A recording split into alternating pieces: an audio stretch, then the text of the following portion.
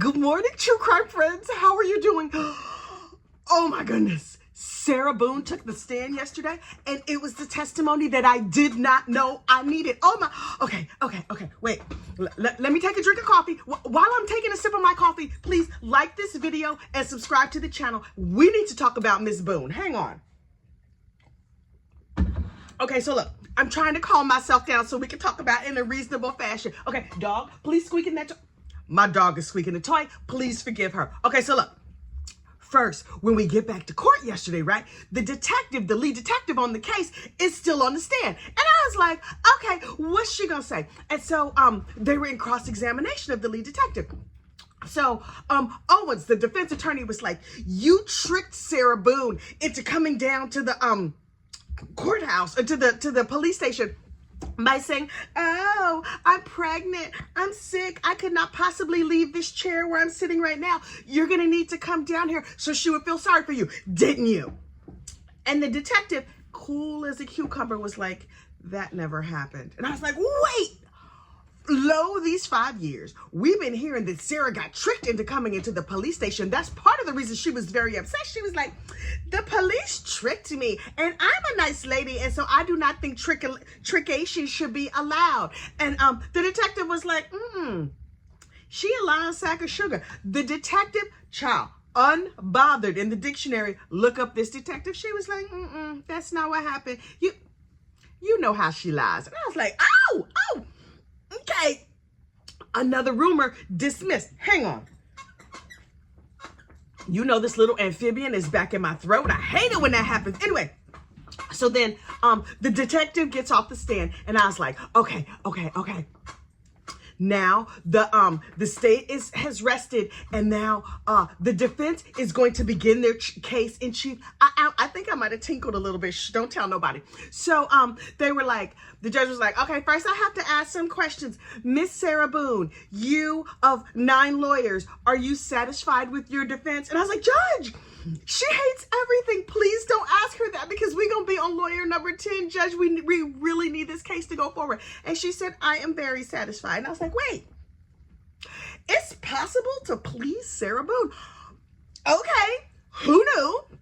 So next, the defense attorney calls Sarah Boone to the stand. I was like, oh God, I'm not ready. I thought I was ready. I had a teensy bit of a hot flash. And so she was like, okay, hi, my name is Sarah Catherine Boone. I don't know if her middle name is Catherine. I just made that up. My name is Sarah Boone, and I went to high school where I was very excellent, and I met a man, and we had a kid together, and it didn't work out that good. So I met this other dude down to the bar. I didn't think he was going to like me because, you know, just little old me. I'm being very self-deprecating right now. But he said I was pretty, and I was like, really? And he said I was smart, and he said I was quite delightful. And so I was like, oh, I like him. Two souls became one. And then there was glitter and hearts in the sky. And I was like, focus, heifer, focus. We need to get to the crime at hand. And so her defense attorney was like, okay, great. So can you talk to us about what happened on the day of this crime? And she was like, okay, so there was this very big, gigantic suitcase sitting in my living room. And I was like, Sarah girl, listen, I don't know if you know, we have highly sensitive recording devices on our faces. They're called our eyes. And we seen that suitcase. And it's just this much bigger than a carry-on. So, heifer, what you talking about? And she was like, So there was this big, gigantic suitcase in my living room. And then I, being Julie McCoy, your cruise director, was busy keeping George busy, so that he didn't drink and get sad or whatever, because I was the miracle of his life. And we played hide and seek, and then he hit me and said tag, and then I went to hide. She don't know how hide and seek works, but okay, okay, fine. And she's like, and then I don't know what happened for the rest of the evening. Apparently I recorded a video and it was completely erased from my mind, and so I don't know. And the defense attorney was like, okay. did you make this video to punish George? And she's like, no. After he got in the suitcase in some mysterious way during our game of hide and seek that I don't remember, but I do remember, but I don't remember. He got in there and I was like, okay, now that you're in the suitcase, I'm going to gently zip you up with my pinkies out because I'm a lady who is very excellent. And then we were laughing about it. And so I was like, okay, okay. We periodically and from time to time play games at my house, but it never includes zipping nobody up in a suitcase. But maybe we funny like that. Like maybe in New Jersey, that's not what they do. Maybe hide in the suitcase is a Florida thing. Florida people, I'm sure y'all let me know. So anyway, she's like, I zipped him up, not as a punishment. Not, I am not a punishing type person. Heather. Anyway, we've seen you, ma'am. We've seen you. But anyway, she was like, I zipped him up to help him be a better person. What? Heifer, what? Yeah. Her claim is that she did not put him in the suitcase because she was mad about them being drunk all the time and the thousands of fights they had before and her having to entertain him like he's an 8-year-old. No. All of that was perfectly fine with her because they were two souls who had become one and they were going to get married because they were very, very much in love. See, what had happened was, according to Miss Sarah, they were playing around. He gets in the suitcase and she real fast, zip. Dogs! Stop it! Girls! These dogs. She real fast zipped him closed like you do when your partner is in a suitcase. And she was like, oh, now is a time for me to calmly express my feelings in a way that can be heartfelt and meaningful for both of us. And I'm going to record it and it's going to help him be a better person. Because that's what I'm about. I'm about healing people. And so I recorded our conversation, which as you could tell from the video, maybe I said some things I possibly shouldn't have said. I mean, oops. And so I was like, this is going to be a good therapeutic tool for us with me as therapist and him as ne'er-do-well man zipped in a suitcase. And he's going to be a better person in the morning. Y'all, this heifer opened her mouth and said in open court, real calm, real cool as you please, as though this made some kind of damn sense. I was like, okay. And so she recorded a video and then there's 11 minutes where there's no recording. And then there's another real short, like 20-second video where he's literally begging for his life and saying he can't breathe. And her response to that is, shh. Ma'am, what part of the therapy was that? Was that the shush therapy? I personally have been to therapy. I do not recall shush therapy, but okay. And so she was like, but also, yes, I don't remember recording any of this. I had no idea this was on video. But then there is one part of the evening that I remember very, very clearly. And that is the 11 minutes between the time I recorded the first video and the time I recorded the second video. And I can tell you in Technicolor every single thing that happened because that just came back to me. And I was like, girl, you just... Okay, clearly this is some creative writing that you have spent the last 4 years coming up with. And I personally want to hear it because I agree with you. You are excellent and a creative person. I would like to hear your very excellent story of what happened. She was like, okay, roll your mind back. Your boyfriend is in a suitcase, you know, like you do on like a regular Sunday night, Sunday fun day. And, he's locked in and you've just stopped recording where you was cussing him out and he was begging for his life. But then he got mad that he was inside of a suitcase. And you know, sometimes when you're playing hide in the suitcase, so hopefully I don't unfortunately unalive you, one of the parties gets mad. And she said, and I was thinking, oh, he's upset with me. And he said mean things to me. Not mean like I said to him. He said other level mean things because he's way, way meaner than me. And so all of a sudden I was afraid and I was like, oh, a delicate flower like me might be injured in a situation like this. And then you're never going to believe it. He did this crazy, unbelievable thing. He poked his hand out of the suitcase. You see, the suitcase had 2 zippers that you could zip shut, and they weren't zipped all the way close. So his hand was able to wiggle out. And I was like, oh gosh, that hand looks very threatening. And so in the blink of an eye, I thought to myself, self, you must rescue yourself from this terrible, terrible situation. Remember, this is all what came back to me. And so right there was a bat. And so I gently caressed his hand with the bat. And I was like, please get back in. Please, please don't unfortunately unalive me. And at first it didn't work, but then he withdrew his hand. And I was like, so in the autopsy, where they said his hand had bruises and stuff all over it, that's where you gently caressed his hand with the bat while he was locked in a suitcase. Okay. And the defense attorney was like, did you think you were saving yourself? And she said, yes, I was saving myself. That's exactly what I was doing, while shaking her head no. What in the Alex Murdoch is going on? Y'all, I was like, this heifer's crazy. But should I be ashamed to admit that I am loving every single second of this testimony? And so eventually the defense attorney sat down, and I was like, that's who we working with? Okay. Oh, wait. Before he sat down, he did the thing that if Sarah Boone is gonna be saved, this is the thing that saves her. He said, Your Honor, can you excuse this jury? Because now I need to ask you if we've proven that he attacked her. He had an overt act, and that hand coming out of the suitcase was the overt act. So the judge asked the jury to step outside. The jury stepped outside, and they went back and forth. Like, yeah, he did something really mean to her. He stuck his hand out of the suitcase. And now that we know he did that, can we bring in all the evidence of the domestic violence in the relationship? And as a complete shock to me, the judge said, yeah, tell this jury about how he was mean too. And so the jury came back, and then the defense attorney showed all these terrible pictures, and Sarah told terrible story after terrible story of the domestic violence. Now listen. Justice for every domestic violence victim out there. Was Sarah a victim of domestic violence? In my opinion, absolutely. Additionally, but not brought up in this trial yet, was Sarah a perpetrator of domestic violence? Absolutely. See, also, George is no longer on this mortal coil at her hands, but maybe it was self-defense.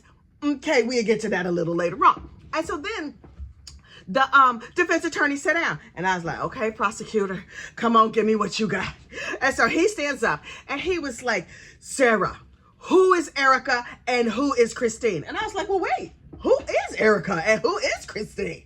And she was just like, those names don't ring a bell for me. And the prosecutor was like, is that some of those garden tools that George was talking to on your phone? And I was like, wait. This is a horse of a different color. Sarah and George shared everything. Apparently a soul, an apartment, a car, and also her phone.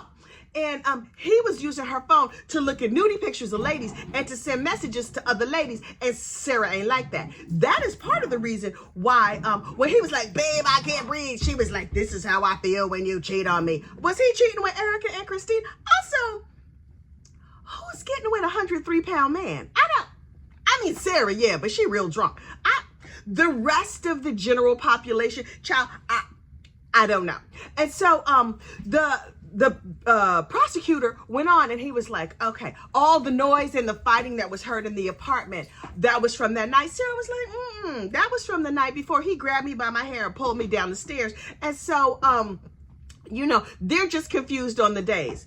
Those very sober, non-drunk neighbors were confused. Me, who was blackout drunk at the time of this event, I remember everything clearly except for the whole night, but I do remember one discrete portion that might save me in this case. But they are clearly confused, and me, perpetual alcoholic, am very clear about what happened. And I was like, okay, girl.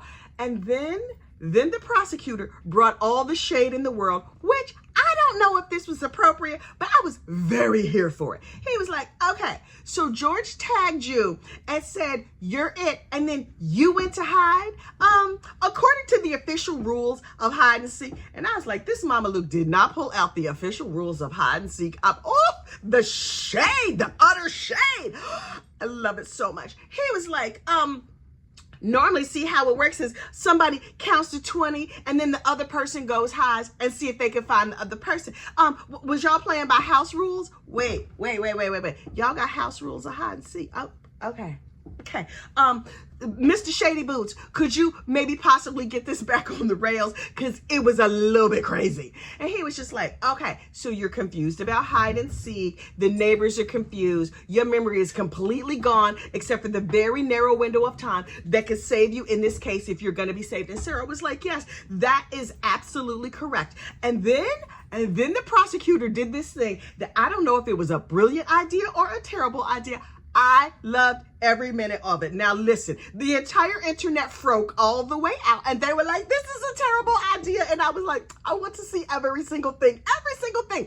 He was like, Mrs. Boone, can you please step down into the well of the court? And I was like, oh, Black Jesus, he gonna put her in this suitcase. Oh, no, he's not gonna put her in this suitcase. Put her in the case, put her in the case. And so he gets the suitcase and he takes it out of the container that it was in. In my mind, he took the suitcase out in slow motion. And then he was trying to open the zippers and the zippers were stuck. And he's fighting with the zipper and he gets it open and he holds the case up. And Sarah is sitting there looking very demure. She was like, if you look up demure in the dictionary, you would see me in this nice skirt. And my hair is cut properly, even though I do not have the makeup that I prefer. But I am going to stand here demurely in front of the murder weapon. And I was like, he gonna put her in that case. And then the district attorney was like, show us how George was positioned. Where was his head and where was his feet? And I was like, oh, you're not gonna put her in? Okay, we can do this too. I mean, I had thought she was gonna put her in the case. But Sarah was like, his head was there and his feet were there and his body. And so they were like, the prosecutor was like, okay, so he put the case on a high podium and he's like, let's zip it so you can show us what part of the suitcase was open for his hand to get out. And she's like, could you put it on the floor, please? I would like to fully reenact exactly what happened.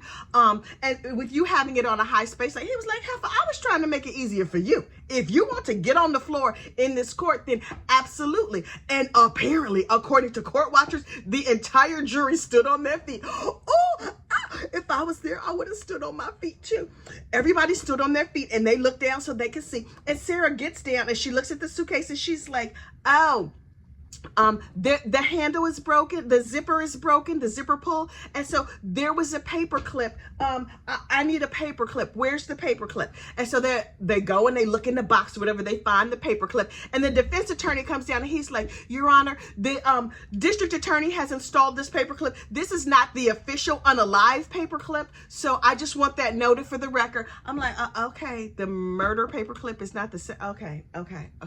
So she gets down and she's on hands and knees with the suitcase. Girl, Sarah, pro tip, you should have broke out a little bit right there. Like, oh, I'm touching the grave of my love that I shared a soul with. She's like, okay, I'm trying to make this zipper. Y'all got some WD-40 because it was not this hard before. So she was trying to pull on it. And then finally, her attorney comes down and puts on gloves. And then 3 very sober people in the light of day in a very somber courtroom had to try and zip and unzip this suitcase. It took 3 grown adult sober humans to get this suitcase zipped in the proper way so that they could do this demonstration.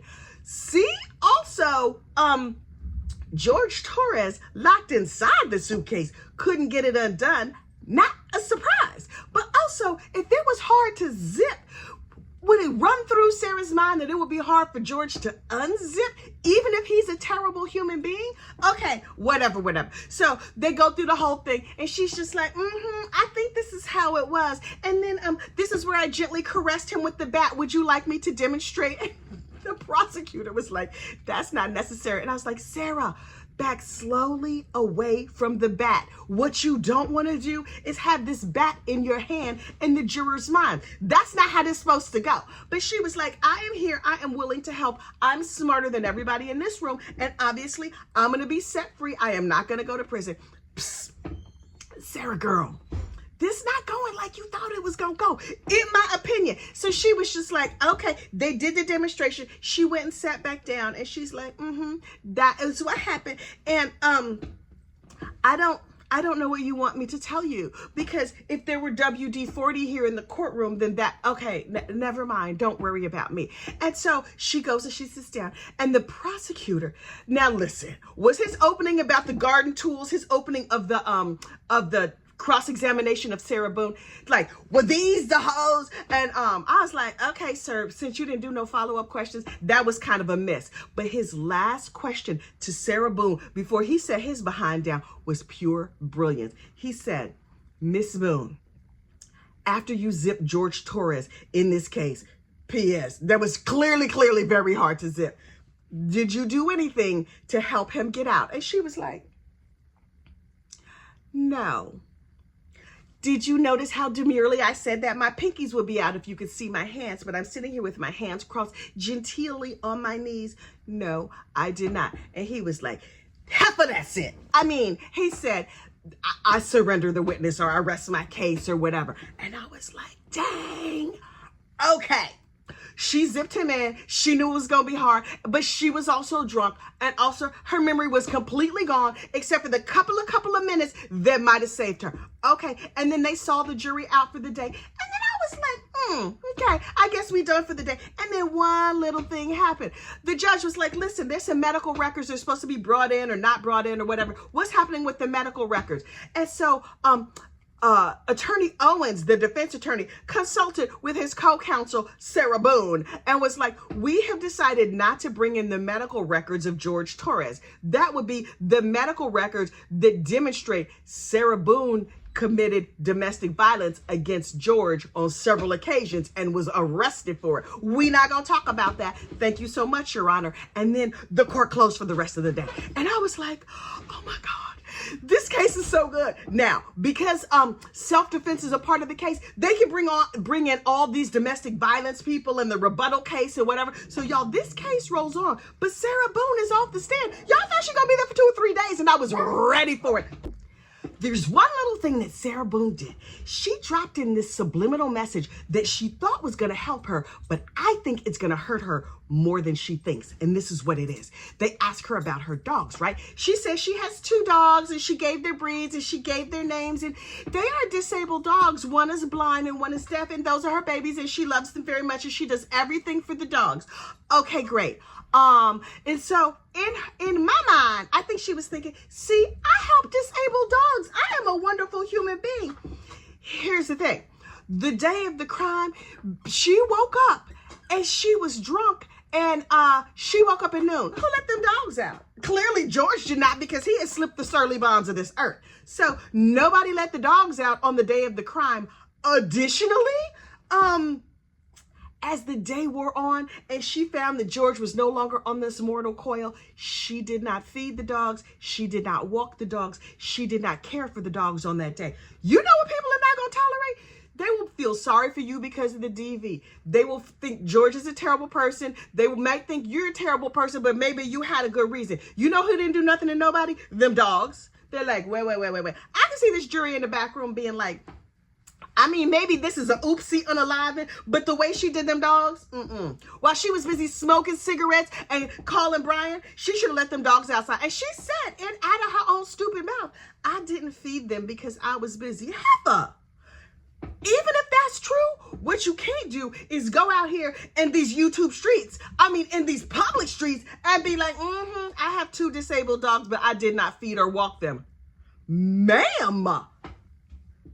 At the end of the day, I think Sarah's going to be convicted. Now, a lot of people are very, very nervous. Now that the evidence of domestic violence has come in, people are like, oh, what's going to happen? Oh, my goodness. Listen, on the strength of them dogs, justice for Missy and whatever the other one's name is. I'm not even sure her name was Missy, but that's what it is in my mind. Y'all, don't you worry. If you were worried about this self-defense evidence, in my opinion, according to the gospel, according to Kathy, y'all, Sarah going down because of them dogs. We're going to find out.